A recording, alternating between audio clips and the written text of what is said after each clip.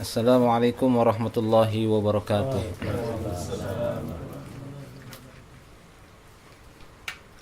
Innal hamdalillah nahmaduhu wa nasta'inuhu wa nastaghfiruh wa na'udzu billahi min syururi anfusina wa min sayyiati a'malina. Man yahdihillahu fala mudhillalah wa man yudlil fala hadiyalah. Asyhadu an la ilaha illallah wahdahu la syarika lahu wa asyhadu anna Muhammadan abduhu wa rasuluh. Ya ayyuhalladzina amanu taqullaha haqqa tuqatih wa la tamutunna illa wa antum muslimuna amma ba'du. Fa inna asdaqal hadithi kitabullah wa khairal hadi hadi Muhammadin sallallahu alaihi wasallam wa syarrul umur muhdatsatuha wa kullu muhdatsatin bid'ah wa kullu bid'atin dhalalah wa kullu dhalalatin finnar. Ma'asyiral muslimin, ikhwani fid din, rahimani wa rahimakumullahu jami'an. Alhamdulillah, kita bersyukur kepada Allah Subhanahu wa taala atas segala karunia dan nikmatnya. Pada malam hari ini kita dapat berjumpa dan berkumpul kembali di majelis ilmu yang mulia ini. Dan akan kita lanjutkan pembahasan kita masih berkaitan dengan as-siyam, yaitu berpuasa, di mana telah kita sampaikan dan telah kita jelaskan di dalam beberapa pertemuan sebelumnya dari hukum berpuasa di bulan Ramadan, keutamaan puasa itu sendiri ataupun keutamaan Ramadan dan kedua-duanya, dan terakhir telah kita bahas di antara rukun berpuasa, kemudian adab-adab berpuasa juga telah kita sampaikan pada pertemuan yang telah lalu. Terakhir telah kita sebutkan beberapa adab-adab di dalam berpuasa, hal-hal yang bisa menyempurnakan puasa, perkara yang mustahab dilakukan bagi seorang yang berpuasa. Nah, selanjutnya kita akan menyampaikan lanjutannya untuk melengkapi materi puasa ini, yaitu sesuatu yang diperbolehkan bagi orang yang berpuasa, namun ada sebagian orang menganggapnya ini sebagai pembatal puasa, bahkan ataupun minimalnya mereka menganggap perbuatan ini sesuatu yang bisa mengurangi keutamaan puasa, bahkan ada yang menganggap ini batal puasanya. Nah, padahal perbuatan ini masih masuk kepada perbuatan yang ibahah, perbuatan yang dibolehkan bagi seorang yang shaim, seorang yang berpuasa, dan tidak mengurangi sama sekali pahalanya, apalagi sampai membatalkannya. Jadi ini masih masuk kepada hal-hal yang dibolehkan bagi seorang yang shaim ataupun berpuasa. Yang pertama adalah al-ghuslu litabarrud. Al-ghuslu litabarrud, sengaja mandi untuk mencari dinginnya. Sengaja mandi untuk mencari rasa dinginnya sekalipun dia sedang berpuasa. Mungkin masih kita ingat, sebagian kita mendapati orang tua kita, apakah dia mungkin orang tua kita ataukah guru-guru kita, pernah menyampaikan sebelumnya kan gitu ya, sebelum pertemuan kita ini kita mungkin masih mengingat. Seperti saya pribadi pernah mengingat ya, disampaikan kepada saya bahwasanya kalau berpuasa ya usahakan jangan banyak menyentuh air supaya lebih bagus puasanya kan gitu ya. Jangan menyentuh air atau yang semisalnya, artinya hal-hal yang berkenaan dengan air itu harus hati-hati.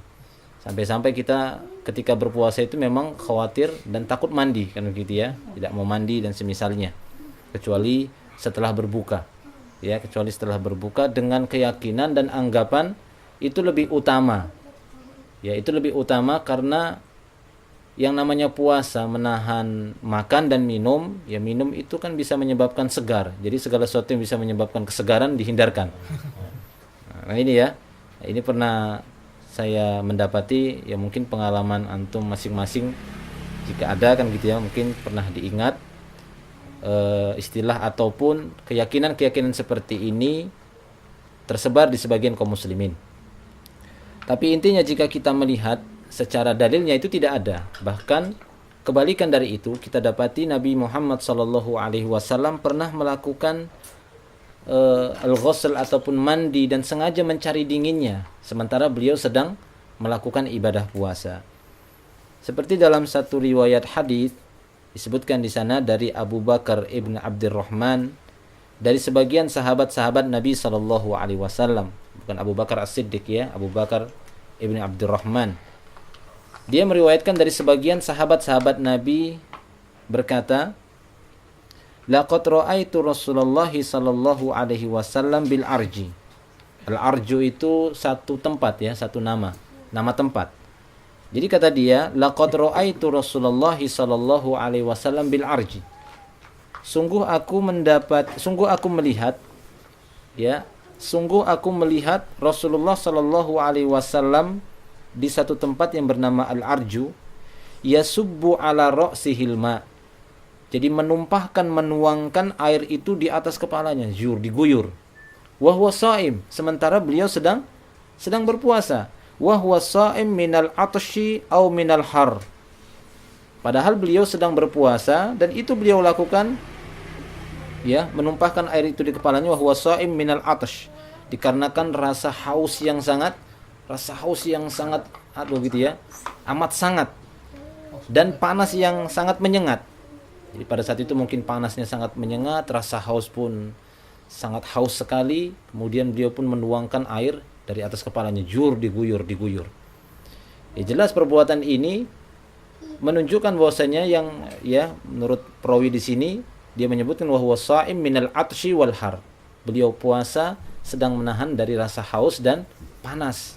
Dan dia menuangkan air itu di atas kepalanya, mengguyur air itu di atas kepalanya. Ini menunjukkan bahwasanya hal ini perkara yang dibolehkan saja. Dan bahkan bukan perkara yang makruh, kan gitu ya. Tidak ada keterangan yang menunjukkan bahwasanya hal ini kalau memang makruh maka beliau yang pertama sekali meninggalkannya ataupun melarangnya. Minimalnya beliau akan melarang walaupun tidak sampai kepada keharumannya. Tapi tidak, justru beliau sallallahu alaihi wasallam pun melakukannya. Ya, beliau melakukannya. Ini menunjukkan hal ini masih kepada perkara yang ibahah, yang dibolehkan bagi seorang yang berpuasa. Selama dia tidak meminumnya ataupun tidak masuk ke dalam ya mulutnya ataupun hidungnya. Sehingga ini nasihat bagi kita semua ketika di bulan Ramadan, walaupun ini hal yang dibolehkan, tapi usahakan untuk tidak berenang. Iya kan? Untuk tidak berenang, karena kalau berenang seorang yang berpuasa ini lebih sulit menjaga air itu, kan gitu ya, lebih sulit ini menjaganya supaya jangan masuk. Sementara dalam satu hadis Rasulullah menyebutkan hidung itu bagian yang harus dijaga ketika berpuasa. Makanya tatkala berwudu Rasulullah mengatakan bersungguh-sungguhlah masukkan air ke dalam hidung ketika istinsyak. Wa baligh fil istinsyak illa an takuna shaiman. Sungguh-sungguhlah memasukkan air itu ke dalam hidung. Jadi waktu istinsyak itu benar-benar dihirup. Nah, gitu ya. Jadi benar-benar sampai ke khayshumnya. Jadi sampai ke khayshum itu sampai ke pangkal hidungnya. Illa antakuna shaiman, kecuali kamu sedang puasa. Jadi para ulama mengatakan kenapa? Karena hidung merupakan salah satu saluran yang bisa memasukkan air ataupun makanan ke dalam kerongkongan ataupun ke dalam perutnya. Nah, ini bisa membatalkan puasa. Nah, orang yang berenang sulit untuk menjaga itu, kan gitu ya. Kan sulit dia berenang itu kemudian berenang, karena namanya berenang gitu kan. Atau mungkin pernah berenang atau enggak pernah ini? Pernah kan?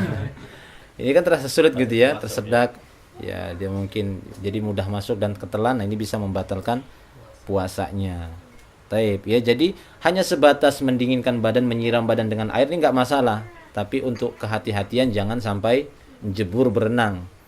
Gitu ya, mungkin karena pernah enggak apa-apa menyiram air ketika berpuasa, kemudian dia masuk kolam renang jebur gitu ya. Akhirnya kesedak kesedak gitu ya. Akhirnya dia minum ketelan. Nah, ini bisa batal puasanya. Taib ya. Jadi ini perkara pertama yang dibolehkan bagi seorang yang berpuasa, walaupun sebagian orang menganggapnya ini sebagai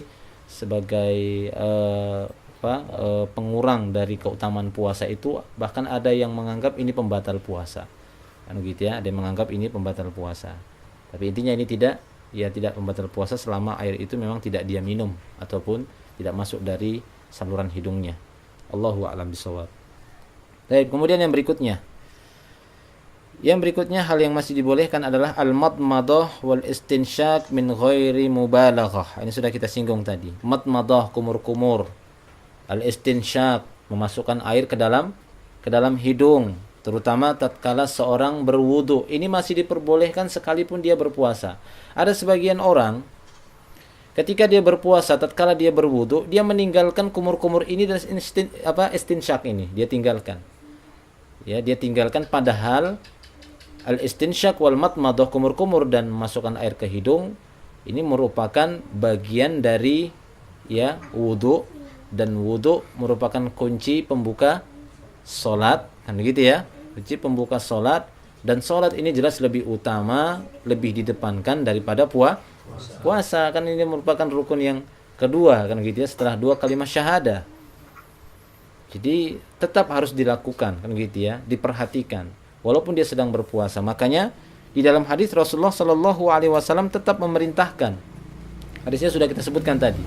Rasulullah tetap memerintahkan wabaligh fil istinsyak, sungguh-sungguhlah memasukkan air ke dalam hidung. Kecuali sedang berpuasa, bukan berarti perintahnya ditinggalkan.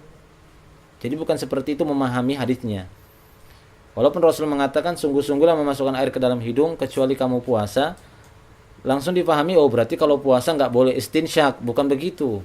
Tetap perintahkan orang yang berwudu melakukan istinsyak, hanya saja jangan terlalu mendalam, kan gitu ya, mubalaghah min ghairi mubalaghah. Jadi jangan sampai terlalu dia hirup, karena ini bisa nanti kebablasan, kemudian langsung masuk ke dalam kerongkongannya, dia telan.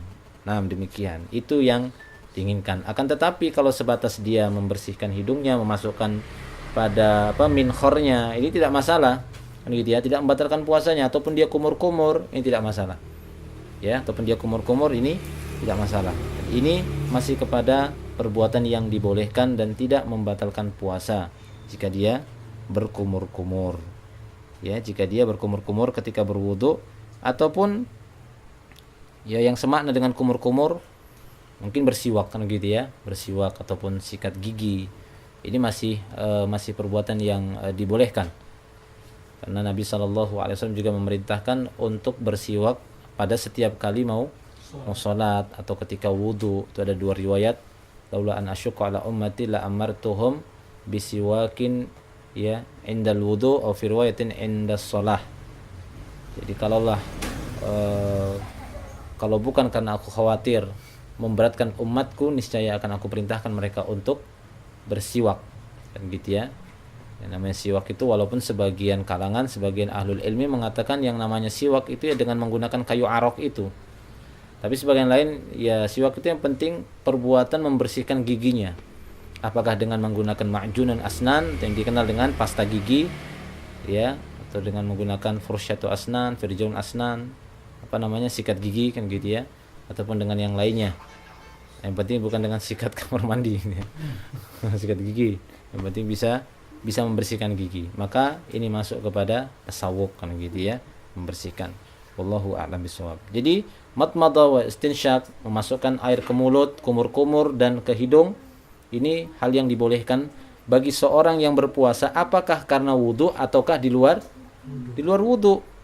Di luar wudu bagaimana ya, mungkin dia mendapati sesuatu yang tidak enak di hidungnya, kan gitu ya, dia bersihkan, dia masukkan, kemudian dia bersihkan.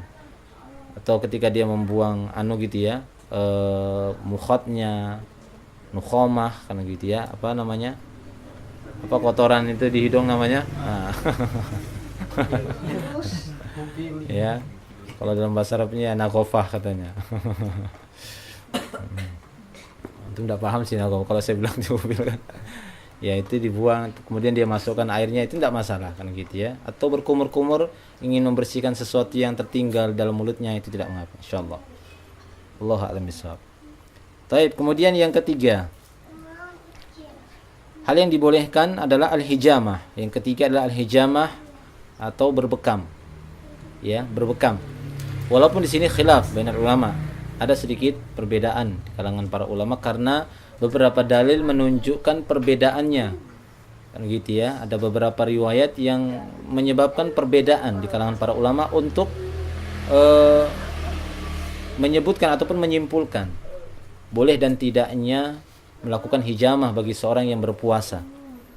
Akan tapi wallahu a'lam bishawab, ana lebih condong kepada pendapat ulama yang membolehkannya, namun dengan syarat, dengan catatan, kan gitu ya, dengan kehati-hatian, jangan sampai menyebabkan tubuhnya atau jasadnya atau ya jisimnya gitu ya, jasmaninya melemah. Jangan menyebabkan dia melemah kan gitu ya. Jadi harus kadarnya itu memang harus dia cek, dia tahu, dia ukur. Kalau nanti sampai menyebabkan dirinya lemah, nah ini akan berkurang kan gitu ya, berkurang nilai pahala puasanya. Apalagi sampai dia batalkan karena sakit lemasnya, pucat kan gitu ya, langsung lemas, darahnya diambil karena hijamah itu. Nah, akhirnya dia batalkan dan ini satu hal yang kurang kan gitu ya, satu hal yang bisa menyebabkan ia ya tercela akibatnya gitu ya, terhina dengan meninggalkan perbuatan itu. Wallahu a'lam bishawab. Nah, adapun dalilnya dari Abdullah ibnu Abbas radhiyallahu anhuma. Adapun hijamah tahu ya, paham semua ya, hijamah berbekam gitu ya, dengan menggunakan botolnya gitu ya, kemudian disedot sehingga dia membengkak, kemudian disayat, syartah kan gitu ya. Sayatan sebenarnya bekam itu paling utama dengan sayatan. Karena hadisnya itu disebutkan syartah gitu, sayatan, bukan tusukan. Walaupun sekarang ada alatnya untuk tusukan gitu ya, sebenarnya tidak masalah, cuma lebih afdalnya itu dengan sayatan tersebut. Nah itu dia hijamah, kemudian darahnya tersebut diambil dan dibuang. Darah kotornya itu darah yang ada di bawah kulit ya, di bawah kulit ini itu darah kotor biasanya mengalir di bawah kulit. Taib. Nah, di sini disebutkan riwayat dari Abdullah ibnu Abbas radhiyallahu anhuma, dia berkata, "Ihtajaman Nabi sallallahu alaihi wasallam wa huwa sha'im." Kata Abdullah ibnu Abbas, Rasulullah pernah berhijamah, berbekam sementara beliau sedang berpuasa. Akan tetapi, ya, berbekam ini dibenci ataupun makruh hukumnya jika seorang itu dikhawatirkan akan bertambah lemas jasmaninya. Ya, bertambah lemas, bertambah lemah disebabkan bekam tadi. Seperti yang diriwayatkan dari Thabit Al-Banani. Dari Thabit Al-Banani dia berkata, Su'ila Anas ibnu Malik radhiyallahu anhu. Anas ibnu Malik pernah ditanya tentang masalah ini. Ya, dia pernah ditanya, "Akuntum takrahuna al-hijama lis-sha'im?" Apakah dahulu kalian menganggap hijamah itu dibenci? Apakah kalian dahulu membenci hijamah itu bagi orang yang berpuasa? Jadi dia tanya kan gitu ya. Thabit Al-Banani bertanya kepada Anas, dahulu di masa Rasulullah, apakah kalian menganggap hijamah ini perkara yang dibenci bagi seorang yang berpuasa? Maka Anas bin Malik mengatakan, la, ya, ini bukan sesuatu yang dibenci. Illa min ajli du'fi, kecuali bisa menyebabkan kelemasan kan gitu ya, lemah. Jadi menambah lemah badannya, menjadi tambah lemas, maka inilah yang terlarang. Wallahu a'lam bishawab. Baik, itu yang ketiga.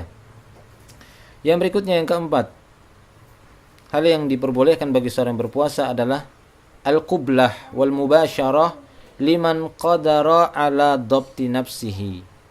Al-qublah wal mubasyarah, itu qublah itu mencium, ataupun al-mubasyarah itu ya bersentuhan kulit dengan istrinya kan gitu ya, bercanda. Apa bahasanya lagi? Ya, yang penting bukan al-jima kan gitu ya. Jadi ya ininya kan gitu ya, bercanda semacam itu, al-mubasyarah namanya. Mubasyarah itu ya saling bersentuhan. Nah, ini hal yang diperbolehkan bagi seorang yang berpuasa. Ya, mencium istrinya, kecuali yang belum nikah kan gitu ya, cium dinding aja. Ya, al-qublah wal mubasyarah. Namun ya, liman qadara ala dhabti nafsihi, ini bagi orang-orang yang mampu menguasai diri. Kalau tidak mampu menguasai diri, nanti bisa bahaya. Ini bisa batal puasanya dan wajib baginya membayar kafarah. Nah, ini berbahaya kan begitu ya. Ini sangat berbahaya, sehingga disebutkan dalam satu riwayat hadis dari Aisyah radhiyallahu anha, dia berkata, Aisyah radhiyallahu anha berkata, qalat kana Nabi sallallahu alaihi wasallam yuqabbil wa yubashir wa huwa sha'im wa kana amlakakum li irbih.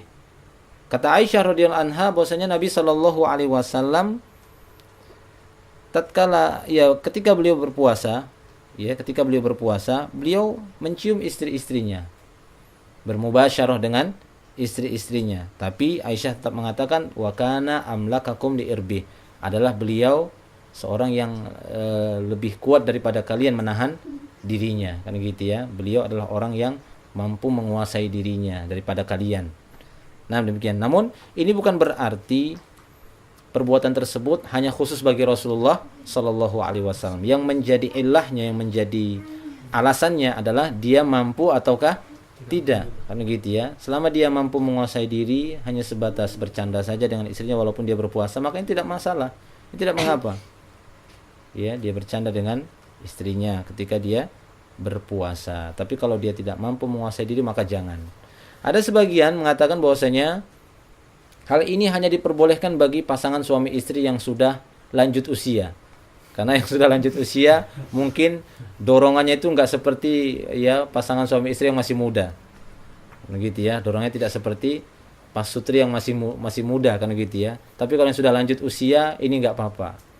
Nah, ini dikoreksi oleh para ulama, pendapat seperti ini ya tidak. Walaupun dia masih muda-mudi, artinya masih muda-mudi, afwan bukan maksudnya belum nikah gitu ya. Artinya masih pasangan suami istri yang baru menikah kan gitu ya, baru beberapa tahun.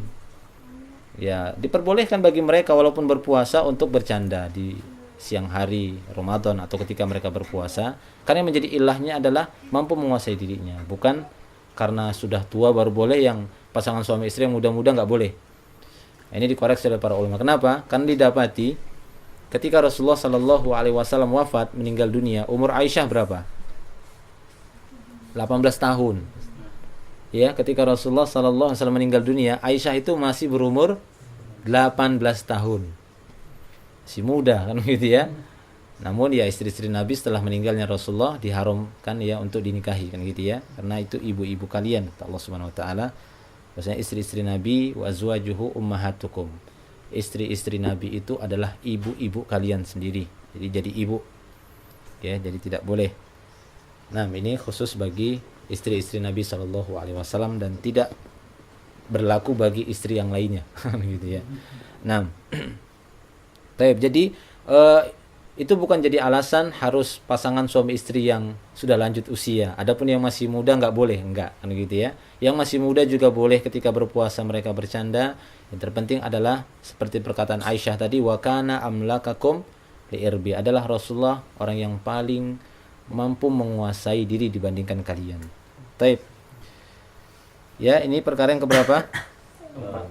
Yang keempat. Sekarang yang kelima. Hal yang masih dibolehkan juga ayus biha junuban. Ya, ini bangun subuh dalam keadaan junub.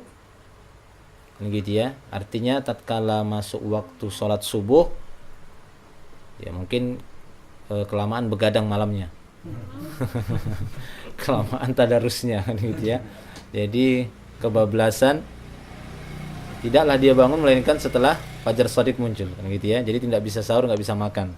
Namun dalam keadaan junub kan gitu ya, mungkin malamnya kelamaan begadang kan gitu tadi ya. Jadi kebablasan, kelewatan waktunya dan tidaklah bangun melainkan sudah salat subuh.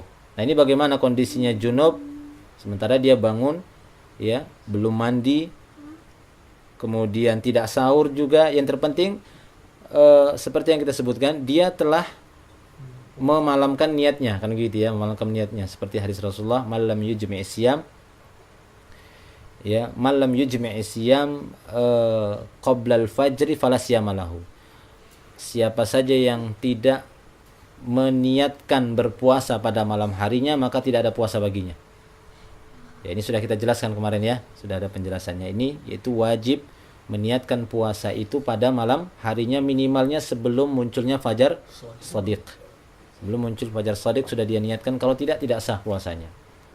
Ya, tidak sah puasanya. Kita sudah memberikan gambaran perbandingan antara berniat puasa 1 bulan dengan berniat sholat 4 rakaat. Nah, sudah ya, sudah kita kasih gambaran itu bagaimana antara keterkaitan rakaat 1 dan 2, 3 itu berbeda antara puasa 1, 2, puasa 3 dan seterusnya. Itu memiliki masing-masing niatnya sendiri-sendiri. Ya, berbeda dengan sholat yang 4 rakaat, itu tidak setiap rakaat harus pasang niat, tapi di awal sudah pasang niat. Baik.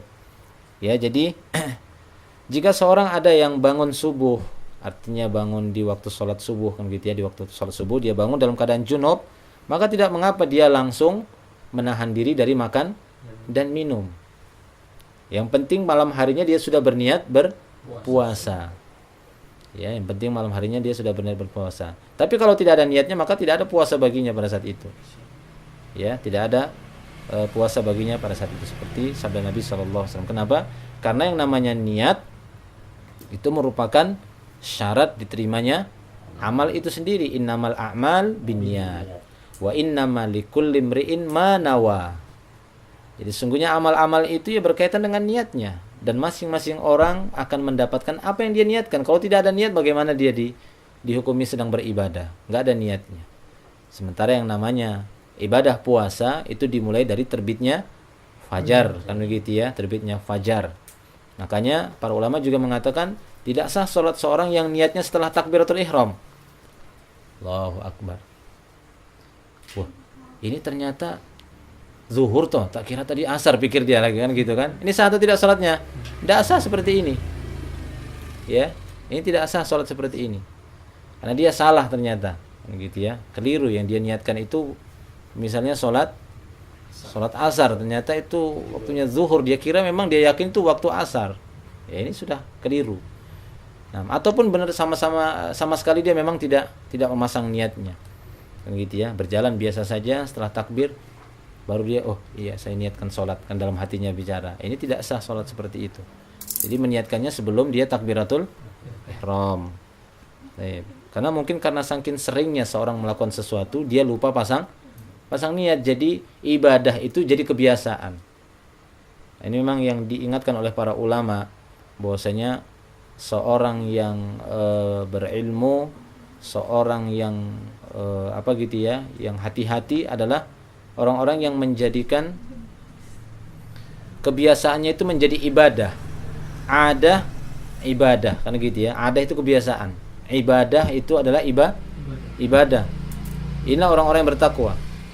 Kebiasaannya itu seperti apa makan, itu jadi ibadah. Itu bagi orang yang soleh.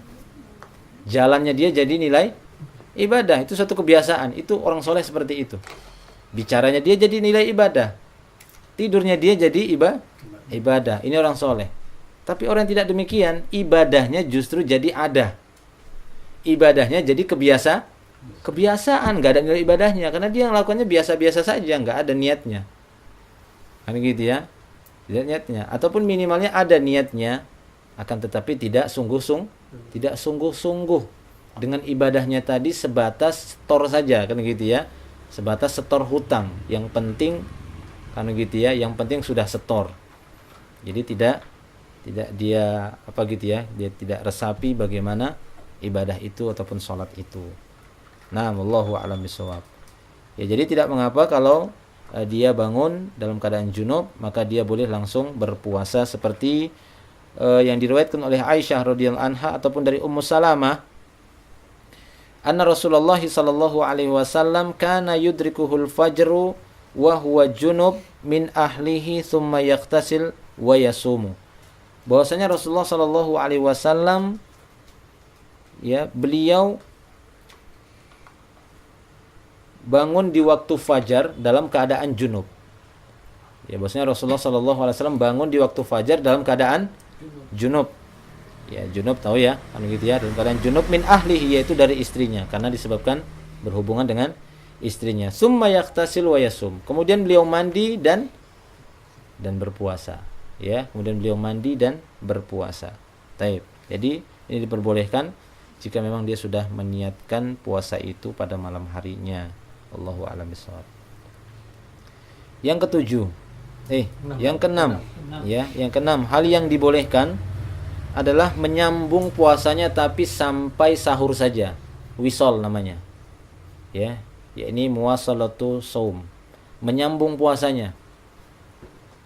Kita telah sebutkan bahwasanya senantiasa umat ini senantiasa umat ini dalam kebaikan. La yazalun nas bil khair ma'ajjalul fitr. Senantiasa umat ini ataupun manusia dalam kebaikan selama mereka menyegerakan berbuka. Yang terpenting dia yakin itu sudah masuk waktunya. Jangan ragu-ragu. Kalau ragu-ragu ketika waktu berbuka, kemudian dia nekat berbuka dalam keadaan ragu-ragu, sah atau tidak puasanya? Tidak sah. Sah atau tidak? Tidak. Sah atau tidak? Tidak. Oh, tidak sah kan gitu ya. Tidak sah karena hukum asalnya dia masih dihukumi siang kan gitu ya. Hukum asal dia adalah menahan. Hukum asalnya dia adalah imsak kan gitu ya, menahan.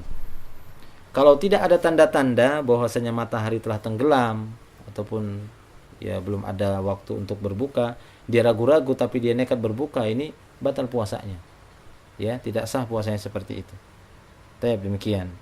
Namun di sini ini adalah hal yang dibolehkan. Walaupun tadi telah kita sebutkan bahwasanya menyegerakan berbuka itu adalah hal yang utama gitu ya, mustahab, afdol itu menyegerakan berbuka tadi. Akan tetapi jika ada seorang ingin memperlamanya ataupun memperpanjang, menyambung puasanya, maka Rasulullah hanya membolehkan sampai waktu sahur saja. Sahur dia harus makan lagi. Jangan dia menyambungnya sampai berbuka berikutnya. Ini namanya wisol gitu ya, puasa wisol. Yang mana Rasulullah biasanya juga menyambung ini, tapi ini kekhususan bagi Rasulullah, tidak bagi umatnya. Beliau itu biasa puasa hari ini misalnya puasa kan gitu ya, puasa. Ketika berbuka beliau tidak makan, tapi beliau makannya hari berikutnya, buka hari berikutnya. Senin puasa, bukan Seninnya itu berbuka, tapi Selasa sorenya maghribnya berbuka. Kuat Rasulullah kan gitu ya. Itu puasa wisol namanya. Ya. Nah, ini dibolehkan bagi kita, namun hanya sampai maksimalnya sampai waktu sahur saja. Taib. Nah, ini berdasarkan riwayat dari Abu Sa'id Al-Khudri. Dia mendengar Rasulullah SAW bersabda, "La tuwasilu, jangan kalian menyambung puasa. Jangan kalian menyambung puasa. Fa ayyukum arada ayyuwasila falyuwasil hatta sahar." Siapa saja di antara kalian yang ingin menyambung puasanya, maka sambunglah puasanya sampai sahur saja. Sambunglah puasanya sampai sahur. Sahur dia makan, walaupun tadi maghribnya tidak makan kan gitu ya, tapi sahur tidaklah dia makan. Qalu, maka para sahabat pun pada saat itu berkata, "Fa innaka tuwasil ya Rasulullah." Loh, Rasulullah, kamu sendiri kan nyambung puasa gitu ya. Engkau sendiri kan menyambung puasamu. Jadi melakukan puasa wisol. Maka apa kata Rasulullah? Qala lastu ka hayatikum. Ya, lastu ka hayatikum. Aku tidak seperti kondisi kalian. Beda. Ini kekhususan bagi Rasulullah sallallahu alaihi wasallam. Inni abitu li mut'im yut'imuni wasakin yaskini. Sesungguhnya aku bermalam pada malam harinya, ada yang memberi makan aku dan ada yang memberi minumku. Dalam riwayat yang lain disebutkan Allah Subhanahu wa taala yang memberi makanku dan memberi minumku. Itu kekuatan Rasulullah.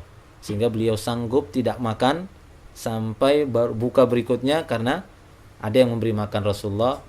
Ya, ini mukjizat bagi beliau kan gitu ya. Keutamaan dan kelebihan dimiliki oleh Rasulullah sallallahu alaihi wasallam dan ada yang memberi minumnya. Nah, ini sangat sayangnya beliau kepada umatnya.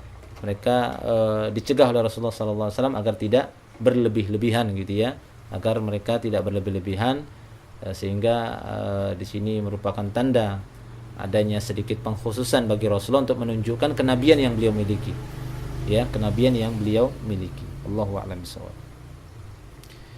Yang ketujuh ataupun yang terakhir di sini disebutkan ya dalam kitab Al-Wajiz, hal yang dibolehkan yaitu sudah kita singgung sebagiannya, siwak, ya, aktib, bersiwak, bersikat gigi, tip, memakai wangi-wangian kan gitu ya, memakai wangi-wangian.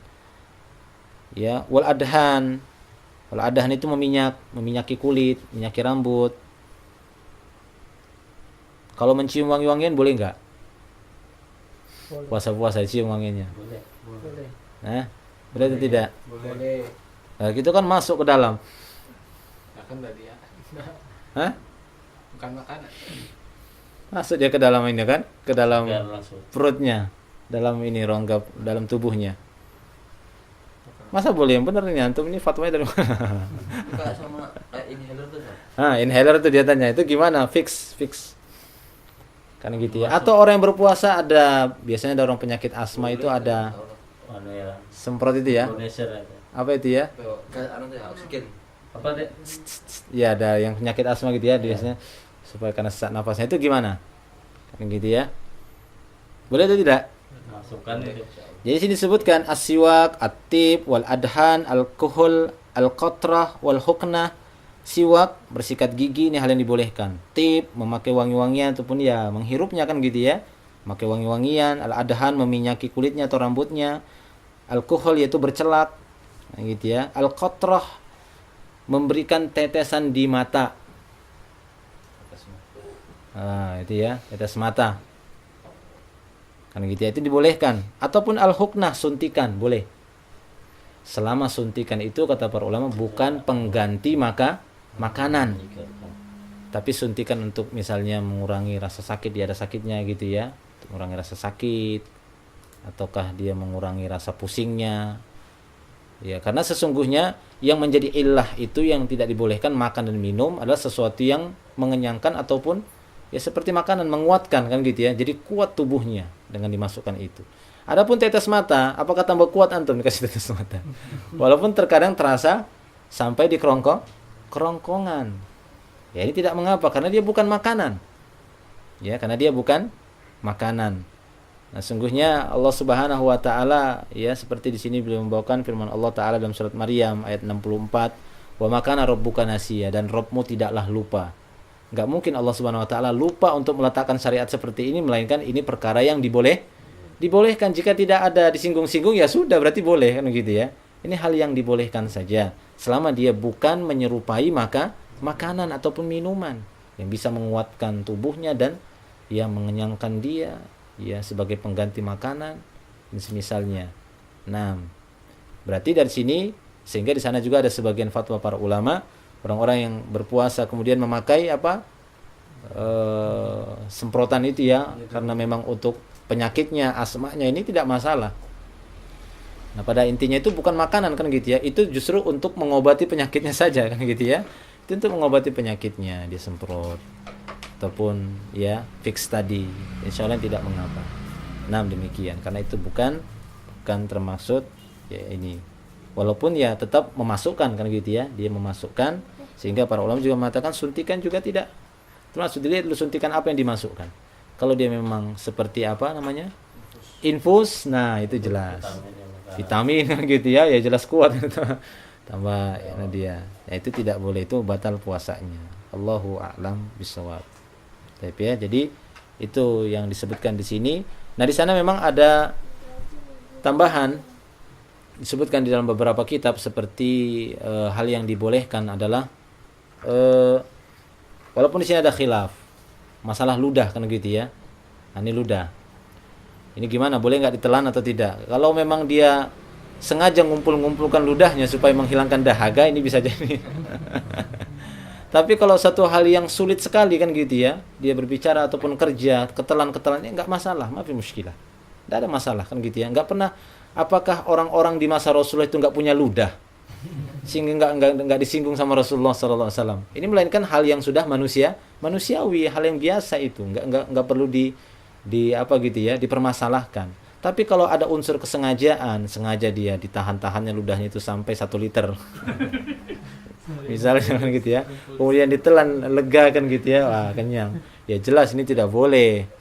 Ya, ini bisa membatalkan puasanya. Tapi kalau satu hal yang manusiawi, alami kan gitu ya, ini kan alami. Memang proses alami dalam tubuh manusia. Ini hal yang nggak bisa dijaga ini ya. Sesuatu yang tidak bisa dijaga, ketelan-ketelan ini nggak masalah, tidak apa-apa. Gitu ya, ini tidak mengapa insyaallah. Allah alam bisawab. Kemudian di sana juga hampir serupa dengan madmadah, kumur-kumur, yaitu mencicipi makanan. Mencicipi makanan ini suatu hal yang dibolehkan bagi seorang yang berpuasa. Kan gitu ya, bagi seorang yang berpuasa seperti yang disebutkan dari riwayat dari Abdullah ibnu Abbas. Ya, Abdullah bin Abbas mengatakan, disebutkan oleh Ibnu Abi Syaibah, dikeluarkan oleh Ibnu Abi Syaibah, Imam Al-Baihaqi. Abdullah bin Abbas kurang lebihnya mengatakan ya tidak masalah ya, la ba'sa ayyadzuqal khall. La ba'sa ayyadzuqal khalla aw syai'a ma lam yadkhul halqah. Ya, ma lam yadkhul khalqahu wa huwa sha'im. Jadi kata Abdullah bin Abbas tidak masalah seorang itu mencicipi cuka, kan gitu ya, khal itu cuka ataupun sesuatu yang sifatnya makanan, selama tidak masuk ke kerongkongannya, kan gitu ya. Jadi selama tidak masuk ke kerongkongannya, sementara dia dalam keadaan puasa, ini tidak masalah. Demikian juga Syekhul Islam bin Taimiyah dalam Majmu' Fatawa beliau mengatakan Bahwasanya seperti ini itu dihukumi seperti seperti matmadoh, seperti orang berkumur-kumur. Yang penting dia tidak menelannya. Walaupun Syekhul Islam Ibnu Taimiyah mengatakan mencicipi makanan, ya, zuqut ta'am, ya, li ghairi hajah, ya makruh. Ya, kurang lebih seperti itu beliau mengatakan. Mencicipi makanan tanpa ada hajat, tanpa ada keperluan, maka ini perkara yang dimakruhkan. Walaupun tidak membatalkan puasa. Tapi kalau ada hajat di sana untuk mencicipi makanan, memang sangat, ya, diperlukan sekali, maka hukumnya seperti matmadoh, kata beliau.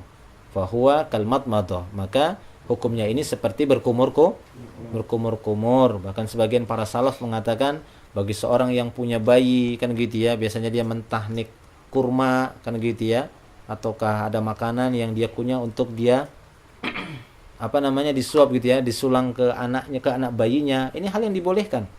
Atau bagi seorang ibu, kan gitu ya, puasa dia kunyah-kunyah, selama itu hanya, ya, hukumnya seperti kumur. Nah, demikian. Bahkan kata para ulama, kalau tanpa unsur, tidak sengaja ada sedikit lewat kemudian dia langsung berusaha untuk mengeluarkannya, ini enggak apa-apa, enggak masalah. Ya, karena sungguhnya Allah Subhanahu wa taala mengetahui, ya, keperluan dan hajat seorang hamba. Nah, ini ulama mengatakan tidak masalah. Ya, asalkan jangan dia lumayanlah masuk sedikit, kan gitu ya. Yaitu Allah Subhanahu wa taala Maha mengetahui apa yang tersirat, ya, apa yang terbetik, apa yang dibicarakan oleh seseorang itu diketahui oleh Allah Subhanahu wa taala, maka jangan coba-coba berbuat tipu daya, kan gitu ya. Karena sungguhnya dia akan tertipu sendiri dengan perbuatannya.